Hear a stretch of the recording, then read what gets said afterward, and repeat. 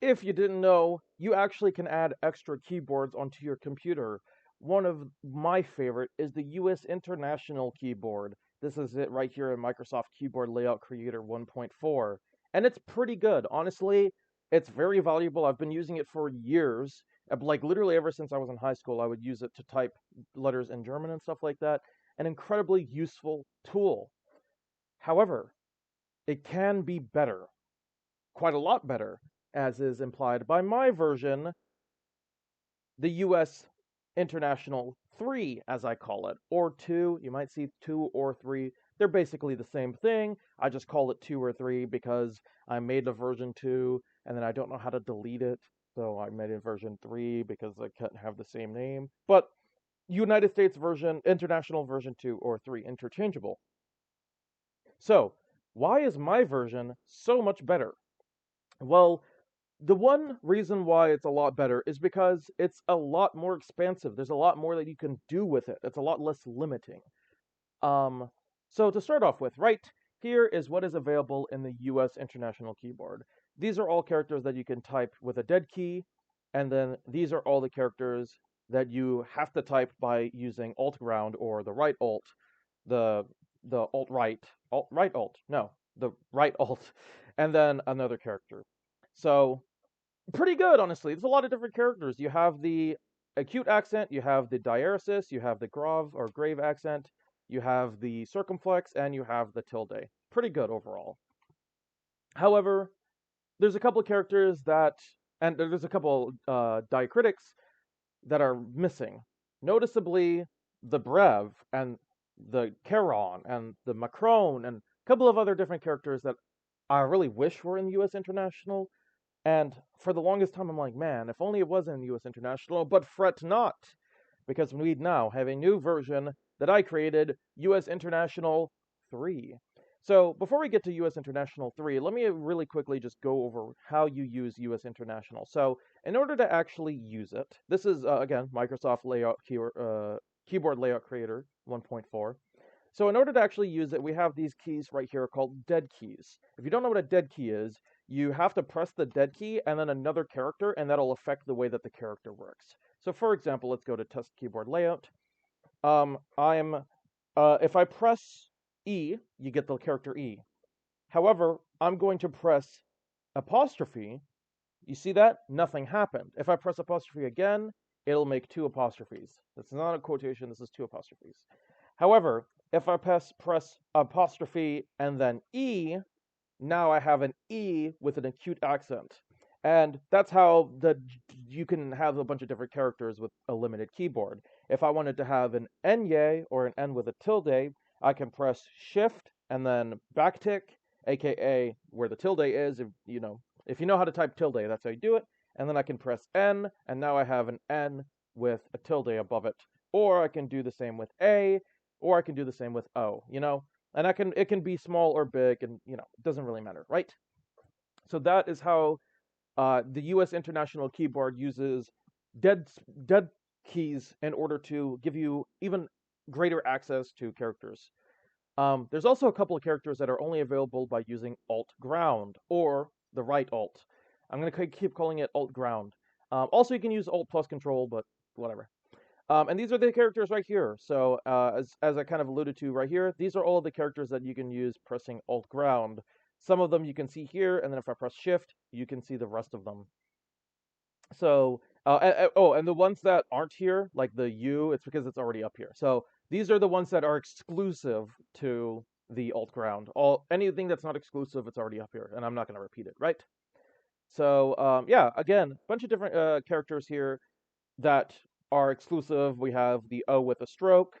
We have the character Thorn for Icelandic. We have the section symbol. We have Ash.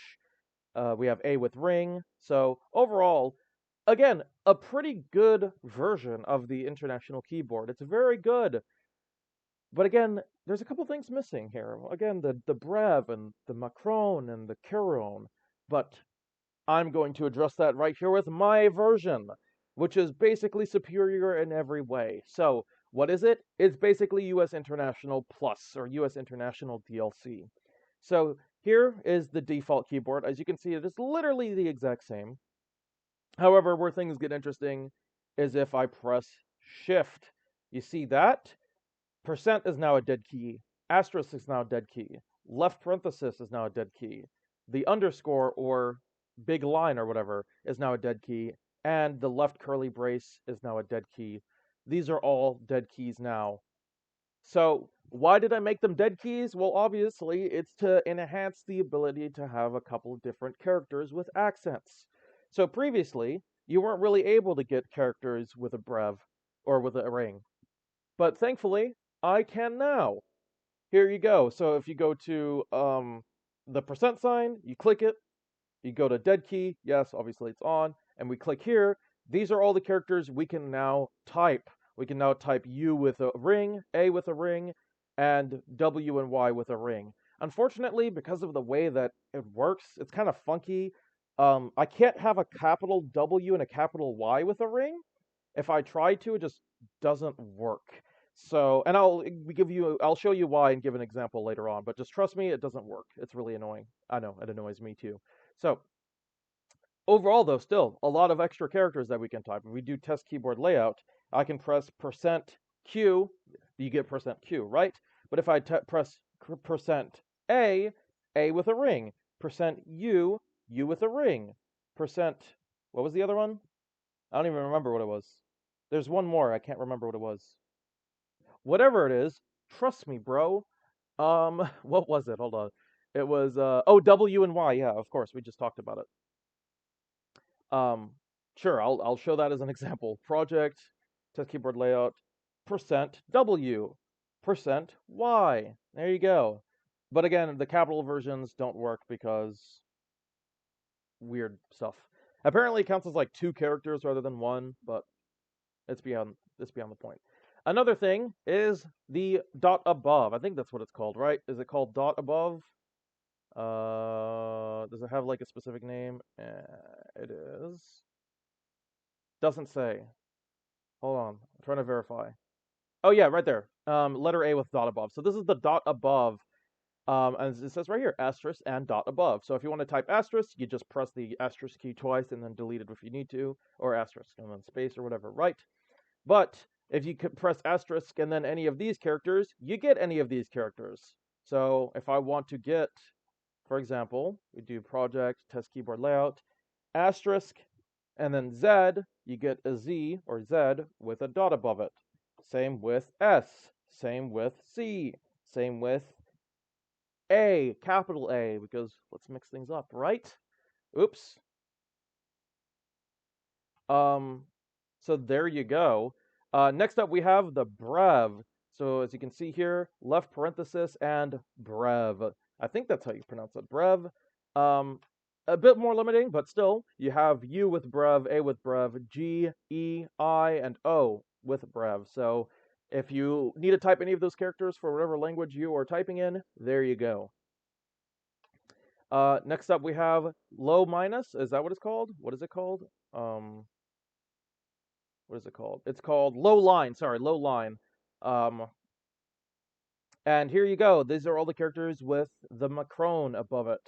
So, oh, and as a bonus, you can also get L with stroke and D with stroke by doing it this method. O with stroke doesn't work because O with stroke is already the Macron, so keep that in mind. If you want O with stroke, you have to use alt ground. But here we go. And that's not like really a spoiler because obviously O with stroke is right here. I didn't change it. That's in the US International Standard. So over here, if you want to get any of these characters, so boom, type in shift minus aka underscore U, there we go, underscore O, underscore A, whatever, right? You can get all those characters. Last but not least, at least for this, is the left curly bracket, aka the caron, or as some languages call it, the hat check. So this is how you can get the hat check and this is all the characters that you can use it for. So we have K, I, H, G, D, E, R, C, Z, S. So there you go. Oh, actually I lied. There is a little bit more I want to talk about. We'll get to that in a second though. So project, test keyboard layout. If I do left curly brace and then Z, there you go. Left curly brace and then C, there you go. Left curly brace and then R, there you go. So there you have it. Now, one important thing before I go to the alt ground is that I did change the way that the apostrophe works. So in the original version, I'll show you right here. In the original version, if you use it as a dead key and you type apostrophe C, that is how you get C with Cedilla right here. So you can see it right there. I can even go to project, test keyboard layout. If I type in apostrophe M, you see apostrophe M. But if I type apostrophe C, you get C with Cedilla. Cool. I didn't like that though. And the number one reason I didn't like that is because there is a C with a acute accent that I would like to use instead. So what I did is I moved the C with Cedilla over here. So if you want to type in C with Cedilla on my keyboard, you're going to instead have to type backtick C. Oops, I pressed space. There you go, backtick C. And just for fun, I also added S with Cedilla, so backtick S will give you S with Cedilla. Very neat indeed. But as I kind of implied, I added a couple of characters. So these are all the default characters all the way down to O, but these are the characters I added. I added C, Z, K, N, P, R, and S. And even though it doesn't show lowercase s does work. So, or uppercase s, sorry. So project, test keyboard layout, if I were to type in apostrophe, capital S, as you can see right there, capital S does work right there. And lowercase s works as well. And again, C, this is how you get C with that. R and K, and a bunch of different other characters. I showed all of them. So, that is it for all of the dead keys. Now, moving on to the differences between alt ground. So, this is the default alt ground. As you can see here, again, pretty expansive, right? You have the inverted exclamation mark, you have the inverted question mark, you have C with Cedilla, you have mu from Greek, you have N with tilde, copyright symbol, ash, sharp S, pilcrow, L with stroke, thorn from Icelandic, or thorn that is used in Icelandic. It's not from Icelandic, but you get the idea, right? Most of these are the same. However, not only did I add a couple, but I moved a couple around. So yeah, this is the shift version. So there you go. So I'll explain exactly what I moved around and why. So immediately you can see that I added a number of couple of different things right here. We added S with comma below right here. I moved the section symbol here. K with comma below is here. I replaced O with acute with O with macron. U with acute has been replaced with U with ogonek. I added, for the first time in this one, the U with double acute is right here and right here. So you can actually type it. It replaces U with diaresis. I removed thorn right here, and the reason why is immediately obvious, and it's because I added T with comma below here for T. And I moved it to where H is, so this is where the H key normally is. That's where thorn is now. G with Cedilla is right here. D with stroke is right here. This little character here, what is this? F is right here. And yeah, A with ogonek and E with ogonek are here instead of this A and this E. So overall pretty same, but obviously I moved a couple stuff around and added some stuff. Another thing I moved around is the section symbol right here. So this is the section symbol. Normally you access it by pressing Alt ground and then Shift. But in my version, I moved the section symbol here so that way when you press Alt ground and Shift, you get the capital version of sharp S. So lowercase version, capital version. There you go. So yeah, that's basically it.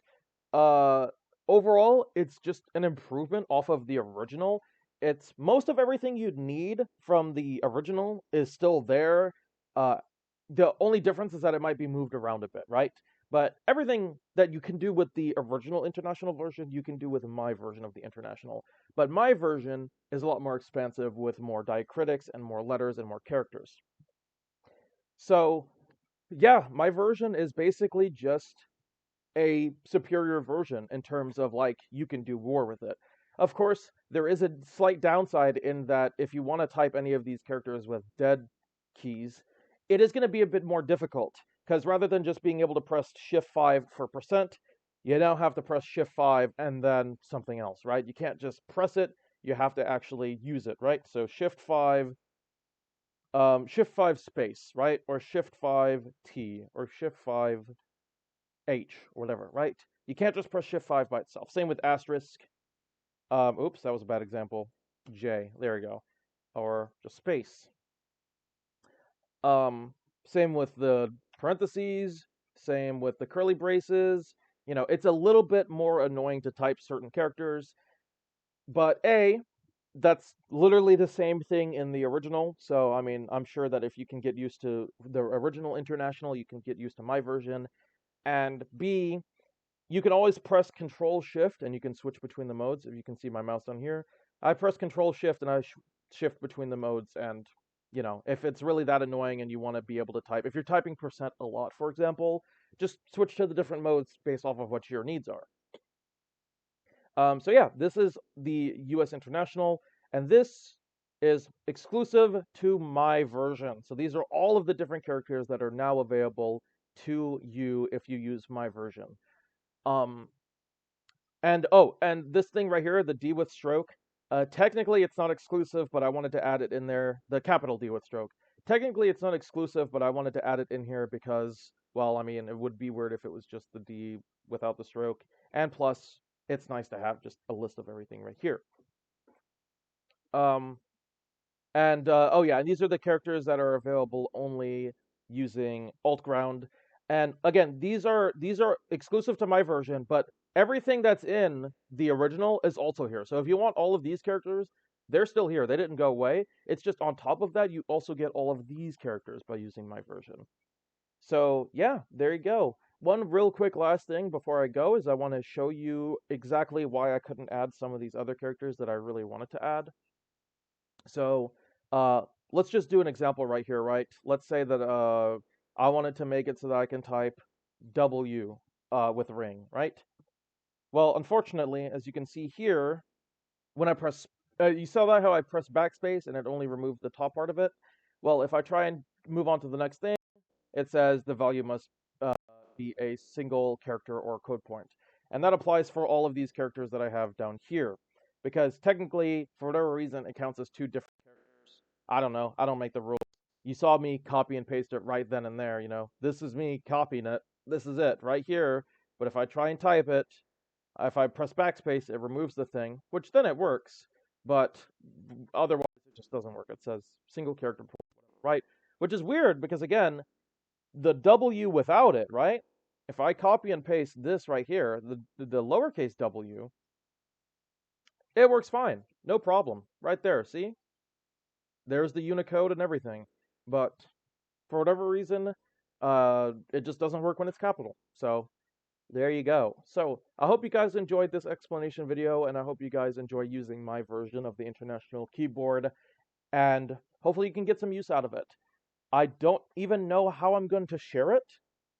So if you in the comment section, if you're watching this video and you know how it's possible for me to send it to you, let me know or like post it. I know how to access it myself, and I know how to like add the files, but I don't know how to make those files available to everybody. So presumably, if I figure it out, then there'll be a pinned comment below. Make sure you check out the pinned comment. But otherwise, I hope you guys enjoyed. Take care, peace, and bye-bye.